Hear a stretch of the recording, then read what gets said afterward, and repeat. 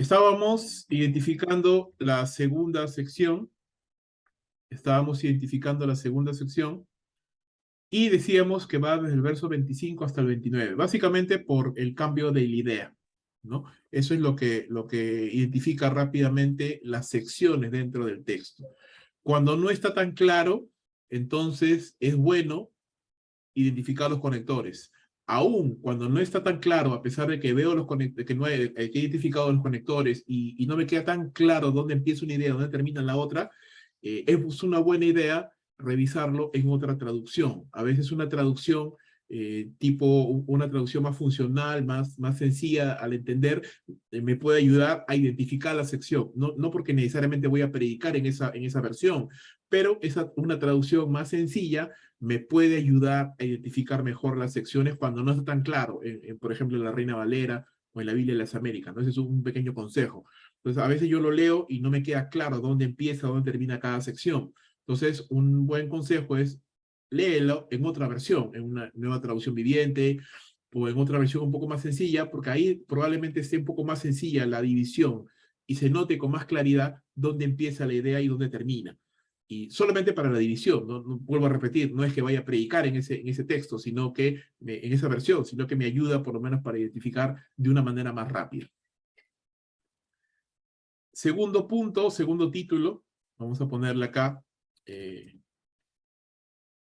Pablo está hablando acerca de la ofrenda, ¿no? La ofrenda a los gentiles. Entonces, el plan de Pablo, no, bueno, ya no tanto como un plan, sino, bueno, simplemente vamos a poner, Pablo va a llevar la ofrenda de los gentiles a Jerusalén.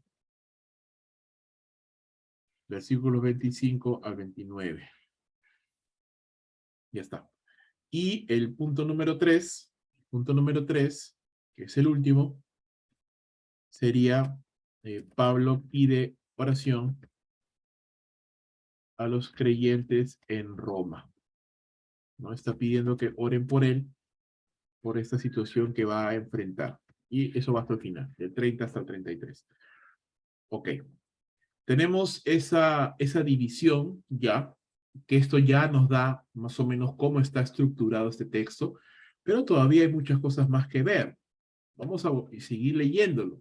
Esto, como vuelvo a repetir, es un ejercicio de leer y leer y leer varias veces para poder entender y asimilar cada vez mejor lo que el texto nos está diciendo. Por esta razón, muchas veces me he visto impedido de ir a vosotros, pero ahora, no quedando para mí más lugares en estas regiones, y puesto que por muchos años he tenido gran deseo de ir a vosotros, cuando vaya a España, iré a vosotros, dice Pablo. Porque, continúa la idea, porque espero verlos al pasar y que me ayudéis a continuar hacia allá, después de que haya disfrutado un poco de vuestra compañía. Entonces, Pablo no los conocía, ¿no? Vamos, como siempre les decía yo, vamos anotando algunas cosas importantes, algunas cosas interesantes que tal vez yo quiero luego investigar más en la etapa de mi estudio. Vamos anotando algunas cosas, ¿ok? No quedando ya más lugares para mí en estas regiones. Usted recuerda el contexto histórico, ¿verdad? El contexto histórico que vimos hace un momento. Eso lo podemos ver en Hechos 19, en Hechos capítulo 20. Pablo ya ha predicado el evangelio en Asia, ha levantado iglesias y establecido ancianos, ¿no? Ese es el contexto histórico. Puesto que por muchos años he tenido gran deseo de ir a ustedes, a vosotros, cuando vaya a España, iré a vosotros, ¿no? Este es el plan de Pablo para ir a España. Tal vez en algún pasaje Pablo hable acerca de esto también. Es interesante buscarlo en alguna carta, tal vez Pablo menciona acerca de esto. Porque espero verlos al pasar y que me ayudéis a continuar hacia allá, después de que haya disfrutado un poco de vuestra compañía. ¿A qué se refiere Pablo? ¿A qué se refiere Pablo con que me ayuden a continuar? ¿Qué se refiere cuando Pablo está diciendo, ayúdeme a continuar hacia allá? Obviamente se está refiriendo muy probablemente a una ofrenda económica, se está requiriendo un apoyo espiritual, a un apoyo moral, de muchas maneras, ¿verdad? En que él desea que los creyentes le ayuden a que él pueda seguir yendo hacia donde está pensando ir. Después de que haya disfrutado un poco de vuestra compañía, ¿no? También recordemos que Pablo no conocía personalmente a los creyentes de Roma. Él no plantó la iglesia de Roma. ¿Quién la plantó? ¿Pedro? No, tampoco. Lo más probable es que fueron los prosélitos que vinieron de Roma en Hechos capítulo 2, que luego regresaron y ellos mismos establecieron congregaciones cristianas. Pero Pablo sí deseaba conocerlos, ¿no? Entonces, algunos detalles ahí. Y incluso Romanos capítulo número 1, no recuerdo exactamente el verso, pero Pablo él dice, yo deseo ir y comunicarles algún don espiritual, ¿no? Él quería compartir, quería llevar la palabra, quería... Recuerda que Pablo era un ministro a los gentiles, era apóstol a los gentiles, así que era parte de su campo de acción, era parte de su ministerio. Él quería ir hacia allá. Pero ahora, dice, bueno, acá vamos a hacer un detalle, no es solamente no precisión, pero un detalle, sí, ¿no? Él menciona, tiene un gran deseo de ir, ¿verdad? Tiene un gran deseo de ir hacia a los creyentes, ¿no? Y por lo que Pablo mismo dice, realmente quiere verlos, ¿no? Él dice, yo tengo un gran deseo de ir a ustedes, espero verlos y quiero disfrutar con ustedes, ¿no? Me he visto impedido de ir a ustedes. Entonces, de varias maneras, Pablo se nota claramente su deseo de ir. Él quiere ir a Roma, él quiere estar ahí, quiere compartir con ellos y poder eh, disfrutar de la comunión cristiana. Entonces, ¿cuál es el punto central de esta primera sección? Yo creo que sería esta que está acá, ¿no? Él espera ver a los creyentes, quiere verlos, quiere participar con ellos, quiere eh, tener comunión con ellos, quiere alabar junto con ellos, quiere participar junto con ellos, y eso es importante y es bueno porque nos va hablando de la importancia del trabajo en equipo cuando hablamos de las misiones, ¿no? Que no se puede realizar con una sola persona, ¿no? Sino es necesaria la comunión, es necesario el compañerismo, es necesario el trabajo en equipo. Y de esto Pablo nos deja clara constancia. Él desea, él quiere. Él no es una persona que simplemente va y hace la obra solo y no tiene nada que ver con nadie, ni le importa a nadie, no. Él es un apóstol, él es un pionero, él es un plantador de iglesias, pero es una persona que disfruta estar con los creyentes, es un hombre que disfruta estar con los hermanos. Segundo punto, seguimos avanzando, pero ahora, ¿no? Ese es el plan futuro, pero ahora voy para Jerusalén para el servicio de los santos, ¿no? Y si usted lo nota, acá dos veces se utiliza esta palabrita, pero ahora, ¿no? Acá se utiliza una vez, acá se vuelve a utilizar otra vez también, ¿no? Pero ahora ya no tengo más campo en Asia, quiero ir para España. Pero ahora, antes de hacer eso, todavía tengo un compromiso que es ir a Jerusalén para poder llevar esta ofrenda, ¿no? Y si hubiéramos pensado, Pablo era un hombre pragmático, era un hombre práctico, pero a la vez era un hombre de convicciones. Si Pablo sabía que le esperaban grandes problemas en Jerusalén, ¿para qué fue, no? ¿Para qué fue? Hubiera podido enviar a otra persona para que lleve la ofrenda. Total, cualquier persona hubiera podido escoger a otra persona y que otro vaya, ¿no? Y Pablo simplemente hacía lo que él quería, que ir a España. ¿Por qué lo hizo? ¿Por qué sabiendo lo que le esperaba, aún así lo hizo? ¿No? Pablo era un hombre de convicciones. Pablo era un hombre de convicciones. Pablo sabía que mucho de la ofrenda que los creyentes habían levantado para apoyar a la iglesia en Jerusalén era gracias a Pablo, porque usted recuerda, muchos de esos creyentes no conocían a los creyentes de Jerusalén, no los conocían físicamente, los conocían por testimonio de Pablo y confiaban en Pablo. Y por Pablo, llamémoslo así, si quieres ponerlo de esa manera, Pablo era este aval, ¿no? Esta garantía de que esta ofrenda se estaba elevando con un propósito específico, que era llevarlo a Jerusalén. Entonces, si Pablo decidía no ir, claro, podía haberlo hecho, podía haber dicho, bueno, ¿sabes qué? Voy a enviar a Timoteo y yo no voy. Claro, podía haberlo hecho, pero ¿cómo se veía eso? ¿Cómo se vería? No se vería tan bien, ¿verdad? Porque si tú estás haciendo, estás promoviendo, estás enseñando, estás promoviendo esto, hazlo hasta el final. Entonces, Pablo tenía claro esto. Pero ahora dice, voy a Jerusalén para el servicio a los santos, porque Macedonia y Acaya han tenido a bien hacer una colecta para los pobres, ¿no? Estos hermanos de la región de Macedonia y Acaya tenían ese deseo, ese buen deseo, ese hermoso deseo de poder compartir con los creyentes, y Pablo estaba ahí, era la garantía, llamémoslo así, era el aval de que realmente esto se iba a hacer de esa manera. Así que cuando haya cumplido esto, esta tarea, este encargo, les haya entregado esta ofrenda, iré a España, llegando de paso a verlos, y sé que cuando vaya a vosotros, iré en la plenitud de la bendición de Cristo. Entonces, para Pablo, a pesar de que lo que le esperaba era algo complicado, él estaba claro de que esa era la voluntad de Dios, ¿no? Esa era la idea. Pero hay algo muy importante acá que no estamos notando. Pablo, eh, esta parte de acá la voy a colocar, que es, a mi parecer, la parte central de esta sección. Porque Pablo está utilizando de una manera muy sabia, está utilizando el ejemplo de lo que los creyentes de Macedonia y Acaya están haciendo para enseñarles a los creyentes de Roma que ellos también, porque recuerda, los creyentes de Roma no están participando de esta ofrenda. Ojo, ellos no están participando de esto. Es más, probablemente ni siquiera saben de esta ofrenda. Porque, recuerda, Pablo no había ido a Roma todavía.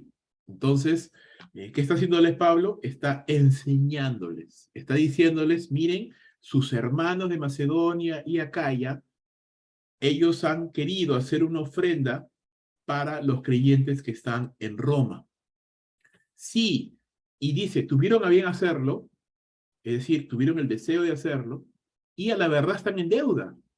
No solamente era un deseo, sino también en cierto sentido era una obligación moral, una obligación espiritual de los creyentes de Roma. ¿Por qué?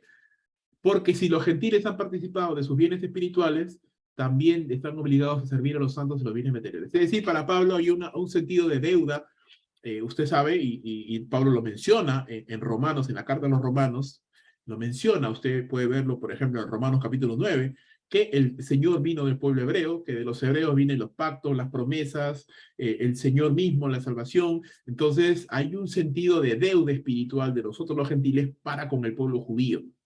Entonces, cuando los creyentes de Macedonia y Acaya están poniendo su corazón el compartir las necesidades de los santos en Jerusalén, están haciendo bien, porque no solamente es un buen deseo, no solamente es una buena obra entre hermanos creyentes, sino que realmente estamos en deuda con los judíos.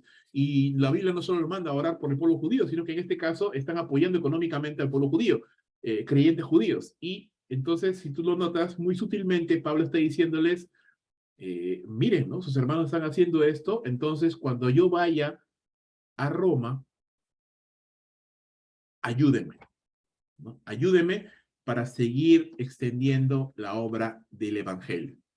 No lo dice claramente, no lo dice, hermanos, ahora ustedes tienen que también ponerse la mano al bolsillo y ofrendar, ¿no? No lo dice así. Pablo es muy sutil, es muy sabio para hacer esto, no es un tema de dinero, es muy sabio. Entonces, ¿cómo lo hace? Lo hace con esta enseñanza, tomando a los creyentes de Macedonia como ejemplo, para poder motivarles a que ellos también sean parte de este movimiento, ¿no? De este deseo de compartir. Y termina pidiéndoles, sí, específicamente, ¿no? Qué interesante, ¿no? No les pide específicamente que den, los motiva a hacerlo con el ejemplo de otros creyentes, pero para orar sí les pide puntualmente, ¿no? Sí les pide específicamente, oren por mí, ¿no? Ahí sí le pide específicamente, por favor, les ruego por nuestro Señor Jesucristo y por el amor del Espíritu, que se esforcéis, que os esforcéis juntamente conmigo en vuestras oraciones a Dios por mí. Esta palabra, no quiero entrar en demasiado detalle, pero esta palabrita en el original es una sola palabra. Y la idea de esta palabra es un esfuerzo agónico, ¿no? La raíz de esta palabra es la raíz de nuestra palabra moderna, agonía. es un esfuerzo agónico, es decir, luchen, ¿no? Esa es la idea, luchen, batallen, no solamente oren cuando se acuerden de mí, no, no, o sea, batallen junto conmigo, ¿no? Yo voy a estar dando la cara, yo voy a estar yendo, y es interesante porque Pablo no está yendo a un viaje de placer, Pablo está yendo a la cueva del lobo, por así decirlo, ¿no? Pablo está yendo al lugar donde sabe que lo van a perseguir, lo van a capturar, van a hacerlo de todo, entonces él está diciendo, yo estoy dando la cara, pero ustedes estén detrás de mí, luchen junto conmigo, batallen junto conmigo, esfuércense junto conmigo orando por mí a Dios. Y les da 4 motivos de oración, ¿verdad? Para, uno, que sea librado de los que están en Jerusalén, o sea, los fariseos, los saduceos, todos ellos. Uno. Dos, para que mi servicio en Jerusalén sea aceptable a los santos. Recuerda que siempre ha habido, pues, este pequeño esta pequeña separación entre los creyentes judíos y los creyentes gentiles, ¿verdad? Siempre pues, los judíos han tenido este problema, ¿no? De ser un poquito muy nacionalistas, incluso a raíz de estos problemas que habían entre los creyentes, sucedió lo de Hechos capítulo 15, ¿no? La asamblea, la primera asamblea en Jerusalén, para ver qué cosas se les permitía a los gentiles, qué cosas no. Entonces, lo que Pablo está haciendo es que él quiere que esta ofrenda sea de alguna manera un aliciente para que la unidad entre creyentes judíos y creyentes gentiles sea más grande, ¿no? Él está diciendo, miren, sus hermanos gentiles que no los conocen, que no han tenido el privilegio de conocerlos, están apoyándoles, ¿no? Entonces, para que haya una unidad mayor. 3, para que con gozo llegue a vosotros por la voluntad de Dios, es decir, para que el Señor le encamine hacia los planes futuros que él tiene de llegar a España pasando por Roma, y para que encuentre confortante reposo con vosotros. Es decir, que para que cuando Pablo llegue a Roma, no lo reciban pues como un desconocido, ¿no? No lo reciban como una persona, bueno, ya Pablo, qué gusto verte, ¿no? Y ya está. No, sino que pueda encontrar ese amor, esa recepción, a pesar de que él no ha sido su padre espiritual, a pesar de que él no ha sido el que ha plantado la iglesia en Roma. Pablo quisiera, ¿verdad?, llegar a ese lugar y ser recibido y poder abrazar a los hermanos y compartir con los hermanos y que pueda encontrar campo, ¿no? Qué horrible es ir a un lugar y te reciben pues todo frío, ¿no? ¿Verdad? Sin calor, sin amor. Y Pablo dice, ojalá yo llegue y sea recibido, ¿no? Entonces, por estos cuatro motivos, Pablo está pidiendo y termina diciendo, el Dios de paz sea con todos nosotros, con todos vosotros. Amén. Y la parte central aquí de este último sección, bueno, creo que sería pues la oración, ¿no? Esta oración y sus 4 puntos que Pablo está pidiendo que puedan orar por él. Entonces, esto sería más o menos una disgregación, un análisis de lo que este texto nos está mostrando. Hay una sección, una división, perdón, clara entre cada una de las secciones. Hay algunos puntos que son importantes de poder notar. Sí, bueno, como les digo, el contexto histórico. Acá, en esta parte de acá, sí sería interesante agregar o notar, quiero saber, ¿no? Quiero saber más acerca de esta ofrenda, ¿no? De la ofrenda de los santos a Jerusalén. Seguramente voy a tener que investigar Segunda de Corintios, no, primero en Primera de Corintios, capítulo 16 habla de esto, también habla en Segunda de los Corintios capítulo 8 y un poquito capítulo 9 también, habla acerca de esto. Sí, voy a tener que leerlo para poder empapar un poco más de esta situación.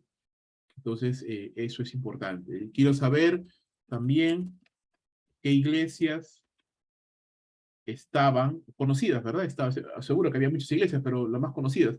¿Qué iglesias estaban en las regiones de Macedonia y Acaya? Bueno, las dos más conocidas, en Macedonia, por ejemplo, estaban los filipenses, ¿no? En Macedonia estaban los filipenses. Y en Acaya estaban los corintios.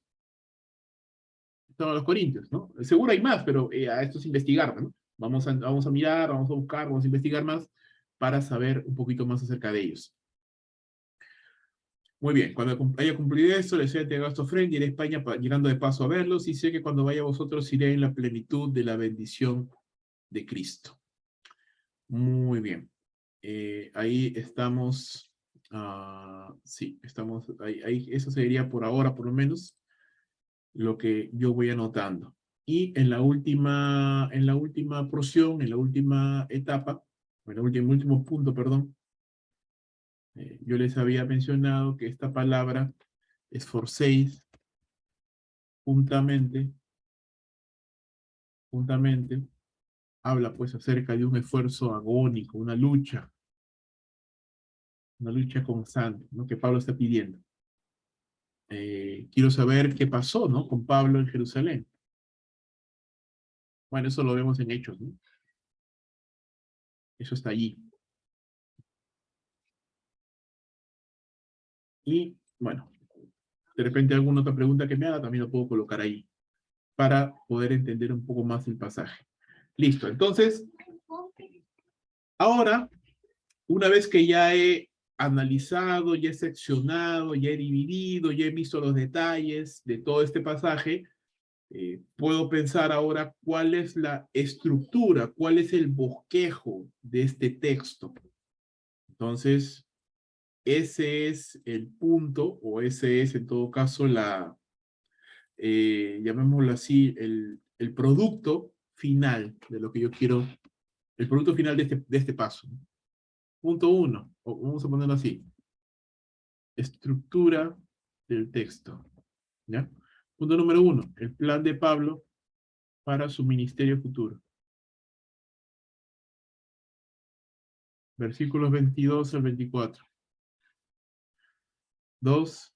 Pablo va a llevar la ofrenda a los gentiles, de los gentiles, a Jerusalén. Versículos 25 al 29. Y por último, punto número 3, Pablo pide oración a los creyentes de Roma. Pablo pide oración a los creyentes de Roma. Versículos 30 al 33. Ya, eso sería claro, la estructura más básica, pero siempre yo puedo colocarle más detalles, ¿no? Es decir, unos pequeños subpuntos y decir, ok, Pablo ya ha culminado su tarea en Asia, versículos 22 al 23, versículos 22, esos son como los subpuntos, ¿verdad? Punto número 2, Pablo desea ir a España pasando por Roma, verso 24. Y así, ¿no? Entonces voy colocando los detallitos de cada punto. Este es mi bosquejo, no del sermón, vuelvo a repetir, solo es el bosquejo del texto. ¿Por qué necesito entrar a tanto detalle? Porque necesito entenderlo. Si yo no puedo entenderlo, no lo puedo predicar bien. Si yo lo entiendo, entonces sí lo voy a poder predicar mejor. Su punto número 1, del punto 2, ¿verdad? Los gentiles de Macedonia y Acaya han dado una ofrenda, ¿no? Para los santos de Jerusalén. 25 al 27. Y segundo punto,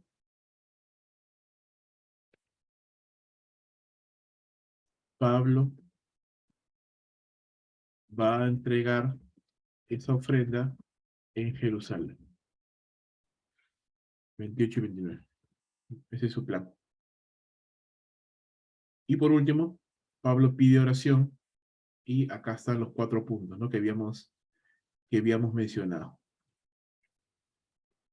Pablo pide oración para ser librado de los judíos. Bueno, todos están casi en el mismo, todos están casi, no, casi en el mismo versículo, en el 31 y 32. Casi todos están en el mismo versículo. Pablo pide oración para que para que la ofrenda, no es suya, se acepta. Verso 31 también. Luego, tercer pedido de oración. Pablo pide oración para que, ya, para que llegue a España, perdón, a Roma, con gozo. Verso 32. Y último punto. Pablo pide oración para ser recibido con gozo, ¿no? No solamente él llegue con gozo, sino que sea recibido con gozo en Roma. Listo, verso 31 también. Ok, eso sería el bosquejo, el bosquejito del texto. Y con eso terminamos la parte de la observación. La parte de la interpretación es cuando comenzamos, como les dije hace un instante, comenzamos ahora nuevamente a unir todo lo que hemos digregado, separado y estructurado, lo unimos nuevamente en una sola frase, en una sola idea, porque ahora queremos ya, después de que hemos identificado las secciones, ahora queremos unirlas nuevamente y ver cómo encaja cada una de ellas, o cómo encajan todas en una sola unidad orgánica. Esa es la idea. Entonces, ya no lo vamos a leer necesariamente, pero vamos a ir pensando cómo fluye la idea, ¿no? Pablo ya terminó su servicio en Asia, ahora quiere ir a España, pero antes quiere pasar por Roma para ver a los creyentes.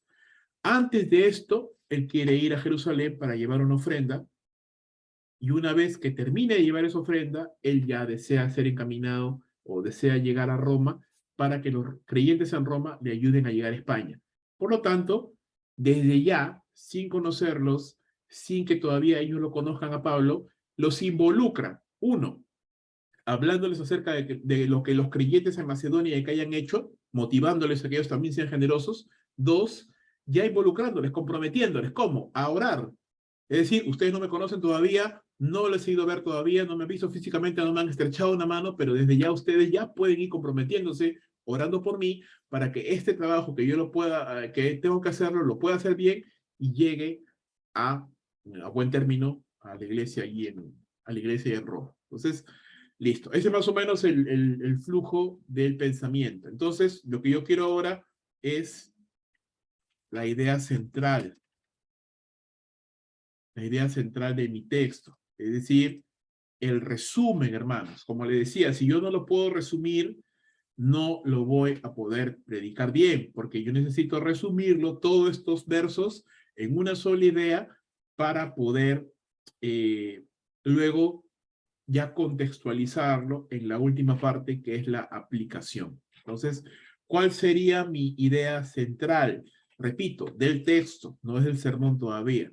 ¿De qué está hablando este texto? Bueno, podríamos decir, por ejemplo, que Pablo tiene el deseo de llegar a Roma, a España, pasando por Roma, y desea ser ayudado por los creyentes. Bueno, esa es una idea. Obviamente, esto es una prueba. Este es algo que no nos va a salir a la primera. Es algo que constantemente tenemos que revisar y repasar, porque la idea es que esta idea central no sea tan extensa ni tampoco tan breve, pero que sí resuma todo lo que este pasaje nos está enseñando. ¿Alguien tiene alguna propuesta?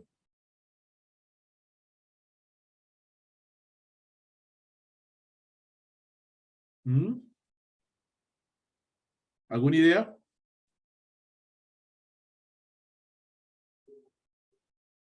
No se amontonen, hermanos.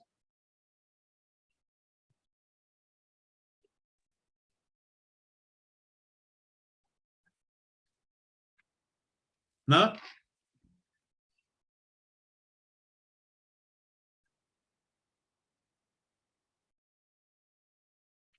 A ver, vamos a ver una propuesta. Pablo, Pablo ha planificado ministrar en España, pasando un tiempo primero. No, Pablo pide ayuda a los creyentes de Roma para que oren por él mientras termina de entregar la ofrenda de los gentiles en Jerusalén. Pablo pide ayuda a los creyentes de Roma para que oren por él mientras termina de entregar la ofrenda de los gentiles a Roma, para que luego pueda ir a Roma y ser encaminado por los creyentes hacia España. Bueno, es una idea, es una propuesta. ¿Incluye todo lo que el texto está diciendo? Creo que sí.